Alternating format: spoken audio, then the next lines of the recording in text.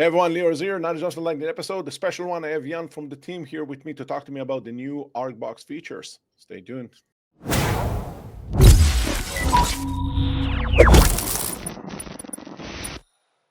Hey everyone, Leo is here. Not just like an episode, the special one. We have new features for ArcBox, and I have Jan here from the team with me. Jan, how you doing, my friend? I'm fine, Leo. How are you? I'm good. I'm good. Jan, I don't know how many people know that you're part of the core maintainers team, but without further ado, who you are, what is it that you do? Sure. Yeah. So my name is Jan. I work in Microsoft as a cloud solution architect based out of Oslo, Norway. Also, as you said, part of the core maintainers team in the Jumpstart. I've done a lot of work in ArcBox lately, so I'm very excited to talk to you today about the new enhancements. Definitely a lot of things went into this release. Jan, we released ArcBox 3.0 back in August of last year. You worked on that release as well, where we introduced a lot of new features, new capabilities, new approach to how we are doing things from an engineering quality standpoint, which we're going to talk a bit more today. So, Jan, let's just dive right in. What is it that we have to share with our community and viewers? Sure. Let's go into, first of all, the architecture diagram for ITPro, because this is where we done most of the major enhancements, right? So if you start at the bottom and go up, so the ArcBox Client VM has now been upgraded from 2022 to 2025. On the nested VMs, like you know from before, we have the ArcBox SQL VM. We had a 2019 VM that has now been removed. So now we have 2022 and the new 2025 VM that makes it possible for our users to evaluate the new management capabilities that we'll dive into in the demo. We also upgraded both of the Ubuntu VMs to Ubuntu 24.04. So now we are on the latest and greatest from an operating system perspective. So we also did a lot of cost optimizations in this release. So in the demo, we're also going to talk a little bit about what we have done to the ArcBox Client VM with regards to the cost aspect to make it more optimal. So without further ado, let's talk quickly about the features and enhancements that we have in this release. VM Auto-shutdown, that's something that we introduced in the release that we had back in August, right? But now we have changed it, so Auto-shutdown is enabled by default. It's no longer an opt-in.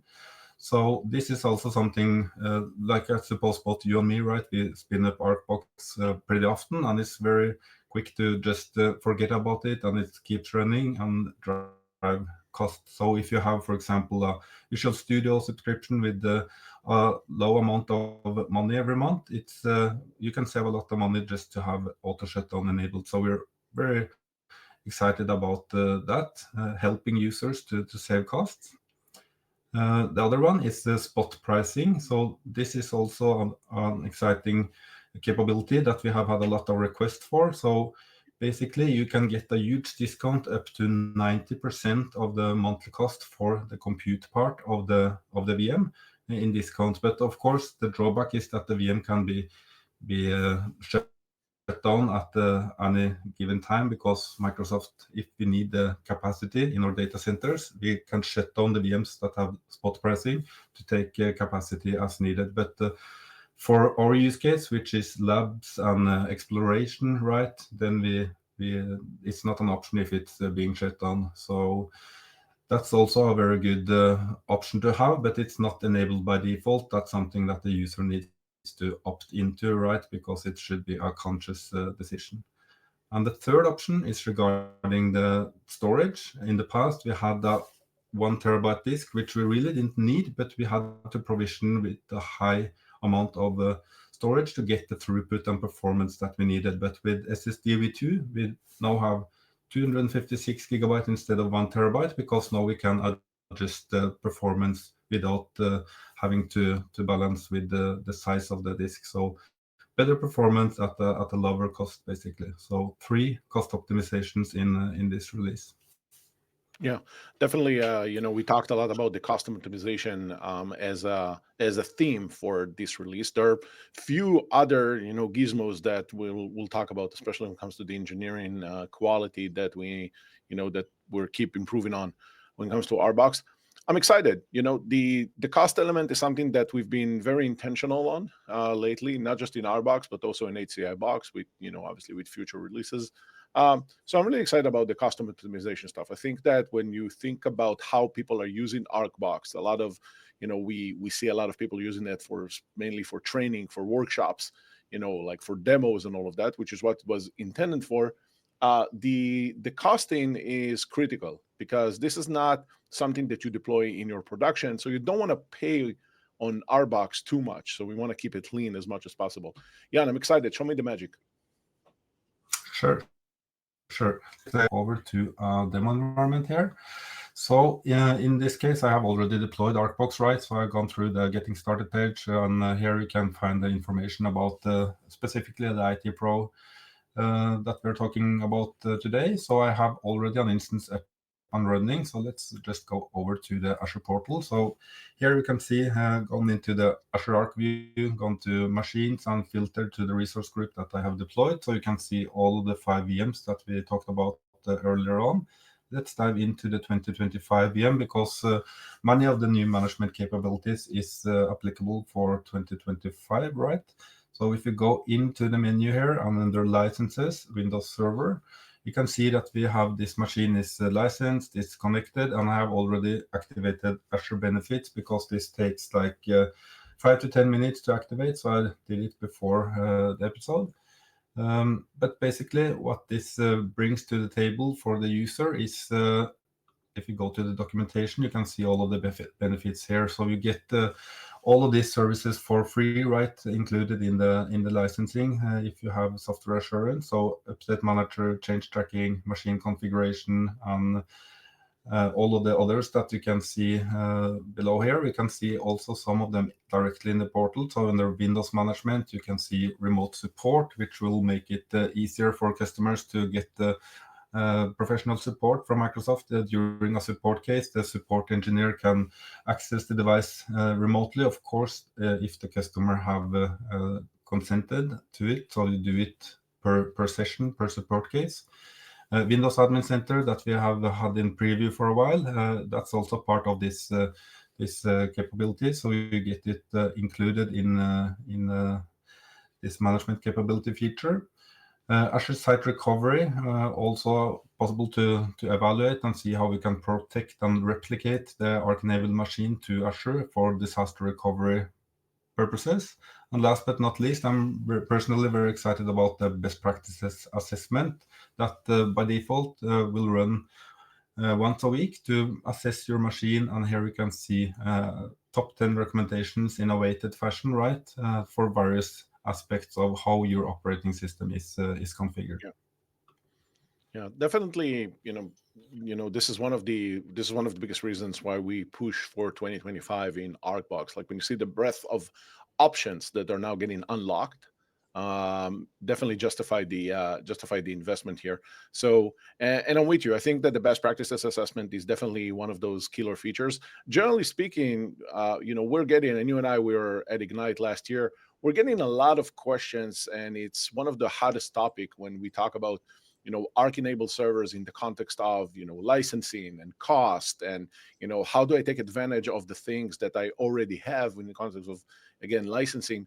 So all of these investments are part of all of this investment that we did in the Jumpstart are part of also the investments that we're making on the product group side of the house for Arc-enabled servers.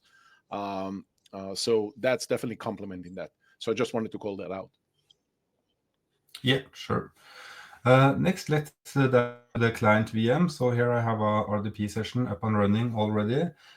Here you can see that you have the virtual machines, the nested machines. So here I also already opened the 2025 machine, so we can have a peek into it and have a look what new capabilities the users have access to as part of the 2025 operating system, right? So remote SSH access, possible to enable directly here from Server Manager, Azure Arc Management. So this system tray that you can see here, that the machine has already been onboarded in this case, but if it wasn't, you could also just click on this system tray or Arc Management and enable it directly from within the operating system. So it's much easier onboarding experience in this release. And as you can probably recognize, you also have the Windows 11 desktop experience. So you can have access to Windows Terminal. It's included now, so we don't have to bootstrap it anymore in the automation. We already have it available.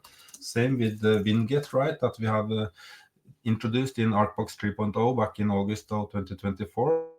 That is also included now, so we don't have to bootstrap it. It makes our automations a lot simpler to just install the packages here.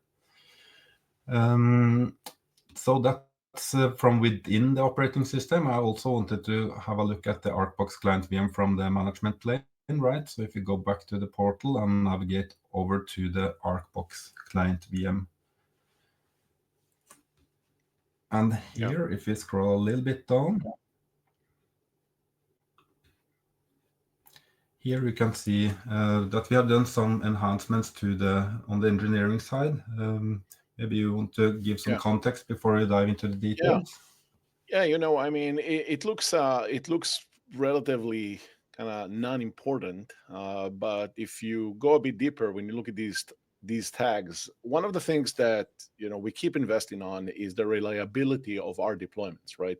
And again, you mentioned, we talked about the release back in August when we started introducing the notion of higher ground testing and faster and more native partial integration, Winget, all this good stuff. And this is all part of continuous engineering investments.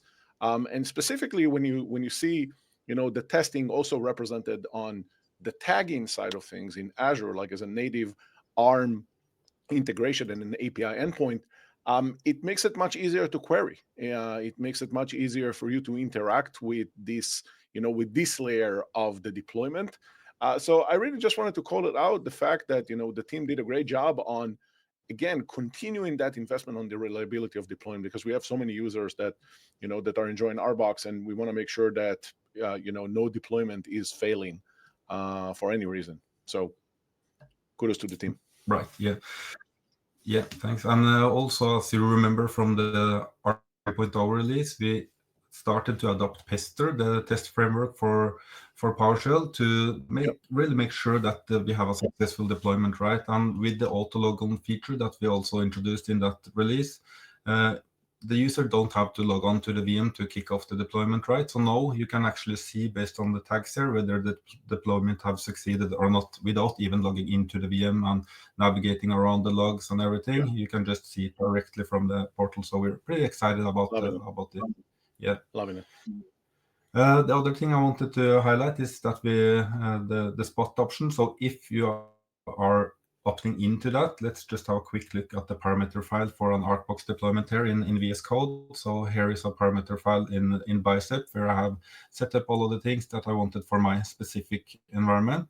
Here you can see that I have enabled Azure spot pricing. So you have to configure this parameter, set it to true if you want to opt in. And if you do, you're going to see it here on Azure Spot. And here we'll see a couple of properties that are filled out. But in this specific instance, I did not, because this is something that you have to do at deployment time, right? You can't opt into Spot afterwards, so you would need to deploy a new instance, basically.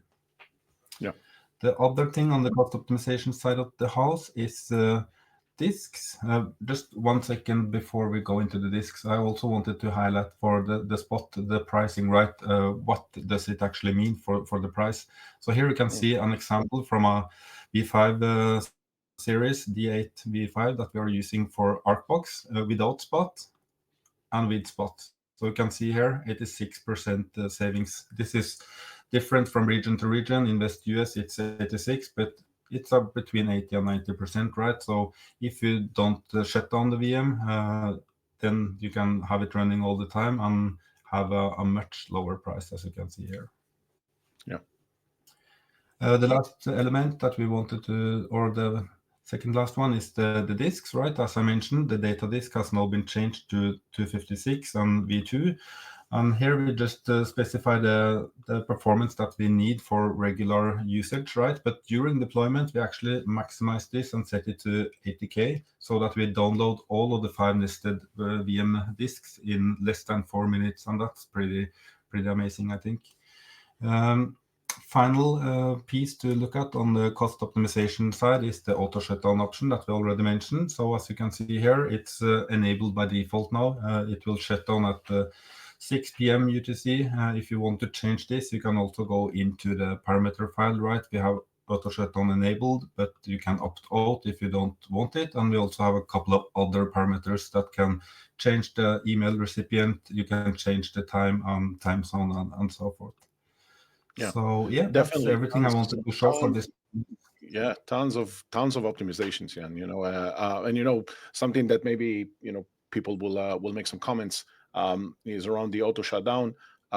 There's no need to worry. I mean, if the client VM is shutting down as part of the policy, when you turn it back on, everything will come back. Automatically, all the Arc enabled servers, everything will be online. So nothing to worry about. Jan, this is such an impressive release. Continuing again. I know I said it before, continuing the investment on ArcBox 3.0 on ArcBox 3.0 that we released, and now this 2025 version, we'll call it that way, that we're releasing. So Jan, thank you so much for all the hard work. Talking about our community. Make sure to like, subscribe. We're gonna see you in the next one. Bye, everyone.